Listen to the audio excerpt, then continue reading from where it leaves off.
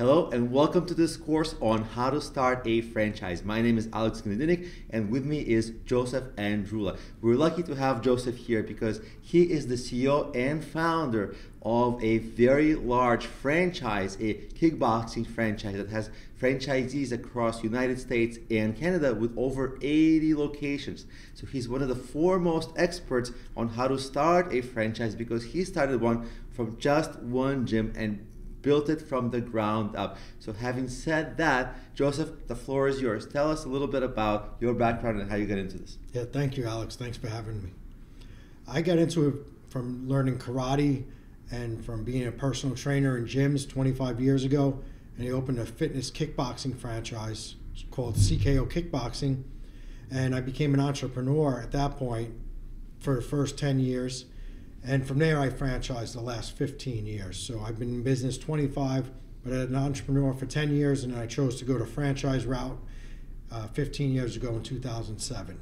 So in the upcoming videos, we're going to discuss what it takes to become an entrepreneur, and if you should consider your own startup or become a franchisee and go into a franchise system. So we've got to start with the basics. Let's talk about what kind of a person is best suited to become an entrepreneur, and perhaps what kind of a person for who is maybe a little early to get into it. Okay, that's a good question. Being an entrepreneur, you have to hold yourself accountable and you have to look at it as you're doing this at the professional level. If you're working a 9-to-5 job, you have a boss making sure that you're doing everything, make sure you're hitting deadlines. When you're an entrepreneur, there's nobody overseeing you. So you need to make sure that you're going to be able to focus in on what you have to do every day, hold yourself accountable, and not get emotionally taken off course by every little thing that doesn't go according to plan. That's the key thing to test yourself and make sure you have before you say, I'm just going to go and become an entrepreneur and have a good idea. Okay, so accountability, good work ethic. Great. So one of the fundamental questions you should ask when starting a business is, should you start your own business, your own startup, or become a franchisee of an existing business? Can you tell us the pros and cons of each and for whom each is ideal? Right. The big difference is, as an entrepreneur, as a startup, you could do things any way you'd like to do them. If you're a franchisee of a franchise system, you need to follow the franchise system.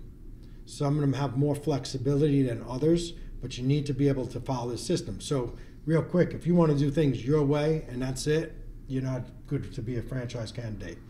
The reason you want to become a franchisee of a system is because you want all of their experience, so you don't get the experience on your own, which could be a heavy financial experience where you may go out of business, doing things that the franchise system knew about years ago, and you're just experimenting with your own money and then perhaps put yourself out of business or in a lot of trouble. But those are two different things. But if you want to do things your way, the highway, that's it, then you're not a good candidate for a franchise system. It's if you want to follow a plan that's been proven, then you make a good franchisee. So for people who think that they are a fit to become a franchisee, they should know, well, they should have their expectations set for what are the types of things that the franchise system that they're buying into, whatever the franchise system may be, what is the expectation of the franchisee for what the franchise system should typically help with? Sure. The franchise helps from the start of finding a location, to help negotiating a lease, to marketing and telling you how to get set up, depending on the different systems, how to set up your whole store or shop, soup to nuts. It is, though, the franchisee's responsibility to use their own money, their own resources, and to staff the place and to follow the system. Look, the franchisor will tell you this is the type of staff that you should get, this is how many staff members, but it's up to them to make sure this person fits that model. It's not just picking people they like, that they fit the right qualities and the capabilities that the system is telling them to use. Thank you. So since one of the first things that the franchise systems help in franchisees with is finding a location, can you please talk a little bit about actually how to go about finding a good location for any franchisee in general, but actually, maybe also more specifically for gym franchises. Right. So the franchise system is going to tell you what square footage to look for. The smaller boutique ones could be 1,000 or 4,000 square feet, whereas the big box ones could go 10,000, 20,000 square feet. So you're looking for the right square footage that they tell you. Secondly, they're going to tell you if you should be looking for a prime location, like a prime shopping center, which is going to be top dollar in rent. But some franchises look at that as good, that you'll have the visibility being there. So it's kind of like marketing / rent. Or they'll tell you look for a middle of the road franchise location, or a cheaper rent that's just a destination. If that's the franchise that you're looking at, then more of a destination location that you're not going to go to that often, and that you want to go off the beaten path and get just a low rent. And for your franchisees, do you have a specific area where you tell them to open, or you keep that flexible up to the franchisees, or how do you manage that? Just to give an example of how that's usually done. Yeah, well, we look for the best of everything ideally, and then negotiate. We're looking 2,000 to 4,000 square feet typically, and we look for the best center that we could get into, but we weigh the rent against it. So we might look for a middle of the range shopping center that has a lot of visibility from the highway, but it's not the highest end shopping center where you're paying a premium. So we look for the best that we can, and then of course we negotiate as best we can in the longest term lease that we possibly can. Yeah, and I imagine as a franchise system, you have a lot of experience, many franchisees who've opened, so you have a lot of experience negotiating, which you probably get better deals as compared to if the entrepreneur negotiates on their behalf if they're just starting their own business, right? Right. Well, we've negotiated over 100 locations. Way more than actually than the ones we lost, but you got to be able to walk away. If you realize the numbers aren't going to be, you can't negotiate your rent later. Once you sign your rent, it stays. It's not like marketing. You can adjust it up and down. You can cut back staff. The rent is high. It's going to stay high. It's going to go higher. So as much as you might want a location, if it doesn't meet the numbers and what you're projecting, you just got to be able to walk away. You can't just get your heart set on a location and go for it. You have to be able to walk away. It's a huge thing. So let's say you're ready to become a franchisee, you found a location that you love. Well, what are the permits and what are the next steps that you need to go through to make sure that you can actually start there, and what are all the steps required? Yeah, well, you always want to make sure that you can meet all the building and zoning approvals of the town that you're in, or the city that you're in. So you got to go to the town and make sure that it's zoned for what you're looking to do. And then you have to look at the required work. You need permits for everything. You need building permits, fire code. You need to make sure that you factored in how much work this is going to be, and can you bring it up to code? Do you have as many means of egress that you might need for your business? Egress meaning the exits. You can't just have one way in if you're going to have 100 people in there. You need to have another way in. And then what's it going to cost? How much do the permits? How long is it going to take? You need architect drawings, but you want to get that all ahead of time. You don't want to say, I fell in love with this location. It's the perfect location. I'm just going to sign the lease. You got to find out how long it's going to take, how much the architect going to charge, how much these contractors going to charge, and what's their expected time frames to get everything done before you go and sign any leases. And from your experience, how long should a person expect from the moment I'm ready, I have the money, to my franchise location is open, on average? Could be 3 to 6 months. We've had people go a year, 2 years, but that's rare. But 3 to 6 months is usually the average. But you also want to make sure that it's in your rent, when you're going to start paying rent. It's from the time you actually open and get a certificate of occupancy, or that your free rent starts, not from day one, and then it might take 6 months to a year. And always, if the contractors tell you it's going to take 6 weeks, approximate 2 to 3 months. Go higher. Don't say, well, can you do it in 4 weeks?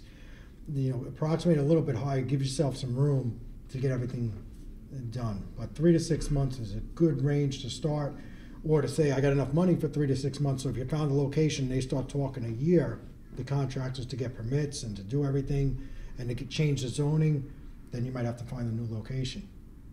So inevitably, the subject of money comes up pretty quickly. So can you talk a little bit about the kinds of expenses and approximately the range of how much a new franchisee who wants to open a location, how much they should expect to have perhaps in savings or somehow accumulated, and maybe not using specific numbers necessarily, but the ranges. And since franchises can differ all over the place, maybe in this case we'll just talk about fitness franchises. Yes. Well, fitness franchises, you got the smaller boutique fitness franchises and the bigger box health clubs, and there's a big difference. The smaller boutique ones, we talked about 1,000 or 4,000 square feet type ones, can range from, I've seen, from $100,000 to $1 million on the higher end. And the big box get into the millions, you know, and it's not just 100,000 to a million. We're not just talking about the equipment. We're talking about the 2-month security deposit or more, first month's rent, the sign that goes on the building, all the initial marketing, hiring the staff to last you 3 months, having at least 3 months of money put aside for if it doesn't make money right away, and all these other expenses that come along with it, the legal fees and everything else, and the cost of the franchise system itself, and sending people to training. The big box, though, will go into the millions and be a lot more involved. But it's 100,000 to $1 million I've seen on the smaller ones.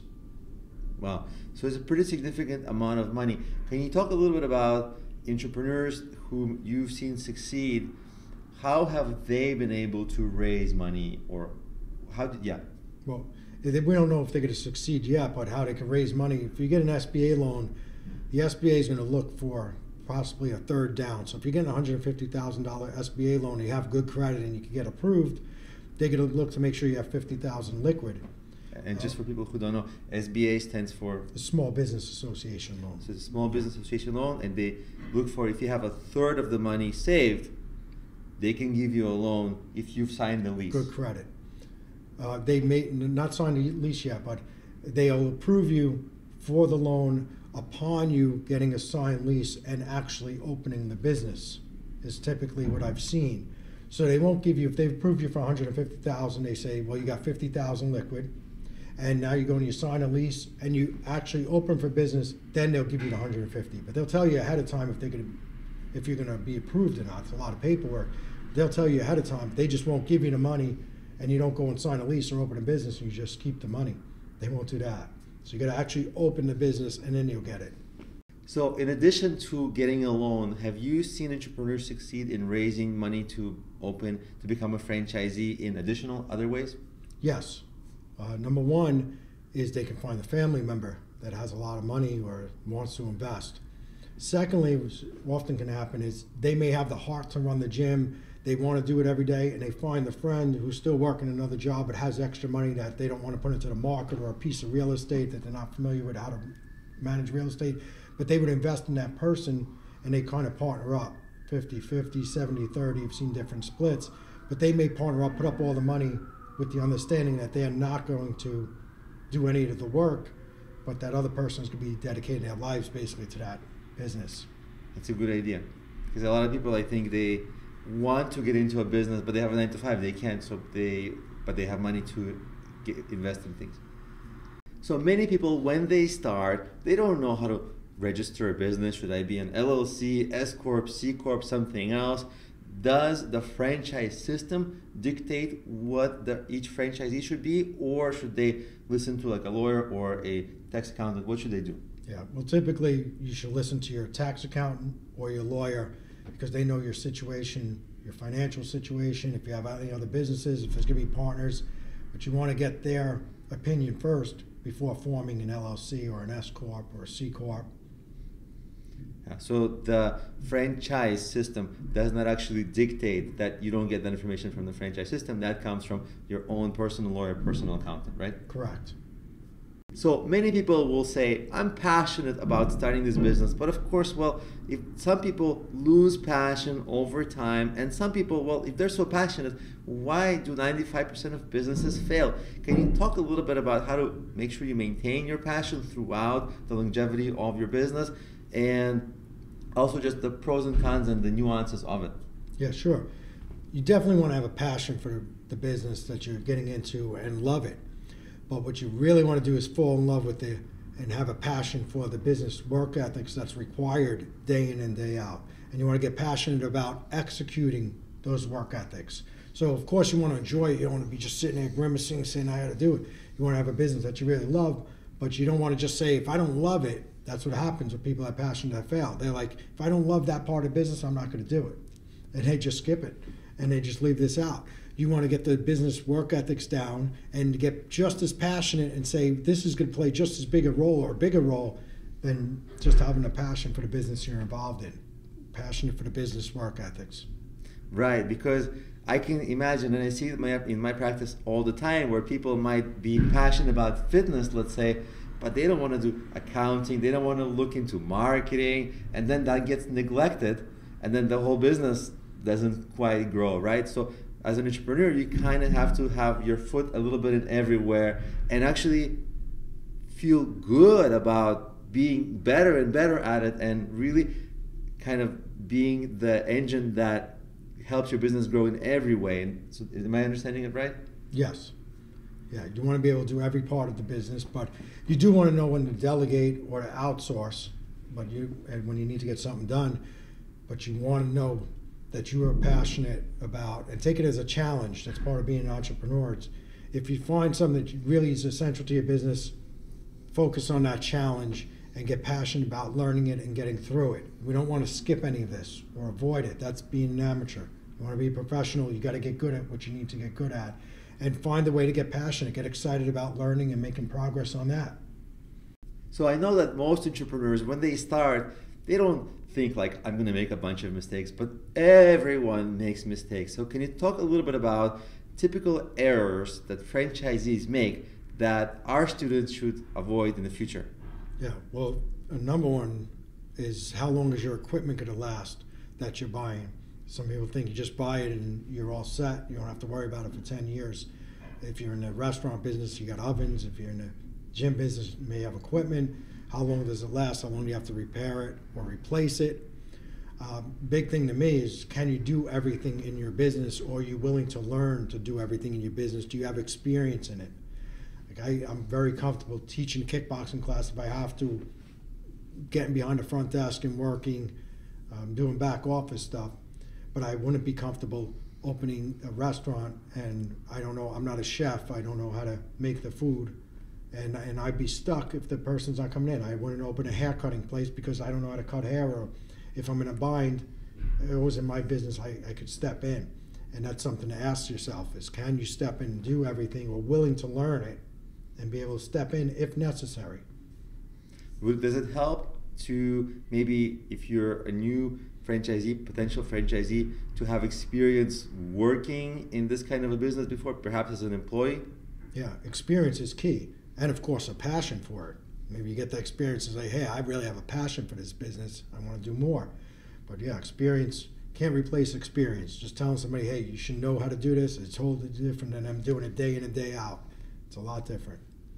So now that we talked about the idea of, as an entrepreneur, as a franchisee, being able to do every task that a business requires, the next natural question would come about is, well, of course, that makes sense, but when do I start to outsource? When do I start to hire? Can you actually talk a little bit about your personal experience of how long it took you, or how you managed the first in the beginning, and how you got it to grow, and how you started to outsource and delegate, and when is the right timeline and timings for all this? Mm-hmm. Well, it all has to do with cash flow. I mean, you might want to outsource all your accounting and bookkeeping, but if you don't have the cash flow to do it, you have to do it yourself. And that has to be one of your premises to continue to survive and thrive in businesses. You got to get good at whatever you need to and learn that. But you can measure, if you're teaching, for me, teaching kickboxing classes, well, how much you're paying somebody else to teach it, and how much is on the line when somebody new is coming in to sign up, versus me passing out flyers all day. It'd be better for me to make the flyers, have a graphics guy make the flyers, not me make them myself, and then go ahead and have somebody else hand them out. So you just write down on paper how much this really could have cost you, and how many hours. You might give out flyers for 4 hours and say this is a waste of time, but you might want to say, I'll give it to somebody else to give out the flyers, but I'm going to go around to the businesses that I would have business relationships with and do those myself. But so you got to know, when is this a high value? When is this going to be anybody could just give out the flyers, and when can you need to go yourself and meet, and just wait them out and make sure you're using your time effectively. It's easy to do is write down your top 2 or 3 things every morning to do, and make sure you do those most important things first before anything else, so you don't end up with trivial things that you end up doing. So first of all, thank you for your time and your valuable insights. If people want to take the next steps, or they want to learn more about how to open a fitness franchise, or specifically become a CKO franchisee, how should they contact you? What should be the next steps they take to learn more? Yeah, well, they go to our website, CKOKickboxing.com. You can email rich@CKOKickboxing.com and get more information, set up a call, and we'll go over the basics of starting the franchise and schedule a series of calls if it's right for you, if you're more interested. Okay, it's pretty easy. That's again rich@CKOKickboxing.com. CKOKickboxing.com. Okay, and that's the COO. Yes, he's the COO.